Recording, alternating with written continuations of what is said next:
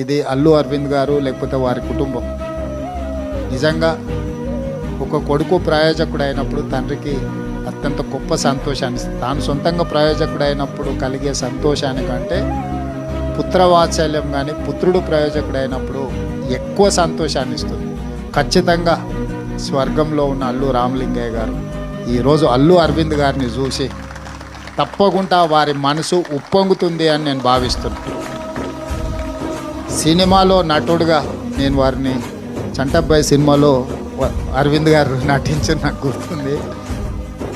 So వారు నటుడుగా కాకుండా పరిశ్రమలో ఒక ఇన్స్టిట్యూషనలైజ్ చేసి ఒక వ్యక్తిగా కాకుండా ఒక సంస్థగా గీతా ఆర్ట్స్ కానీ కుటుంబంలో ఇప్పుడు అల్లు అరవింద్ గారు ఏదైతే బన్నీని అల్లు అర్జున్ని లేకపోతే శిరీష్ని చూసి సంతోషపడుతున్నాడో అంటే ఆయన సక్సెస్ కంటే కూడా ఆయన పిల్లల సక్సెస్ని ఆయన ఎంజాయ్ చేస్తున్నాడు.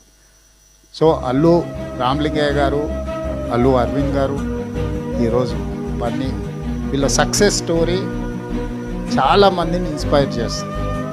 చాలామంది ఈ సక్సెస్ వెనకాల ఉన్న వాళ్ళ హార్డ్ వర్క్ని అర్థం చేసుకోవాలి. హార్డ్ వర్క్ అర్థమైనప్పుడు మనకు ఆ వ్యక్తుల పట్ల గౌరవం పెరుగుతుంది.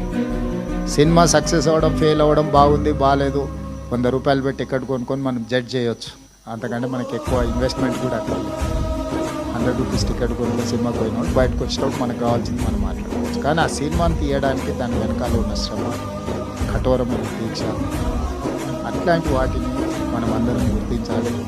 తప్పకుండా ఈరోజు అల్లు రామలింగయ్య గారి కుటుంబాన్ని, అల్లు అరవింద్ గారి కుటుంబాన్ని, మిత్రులు అల్లు అర్జున్ వీరందరూ ప్యాషన్తో కంప్లీట్ ఇన్వాల్వ్మెంట్ కనిపిస్తుంది ఇందులో.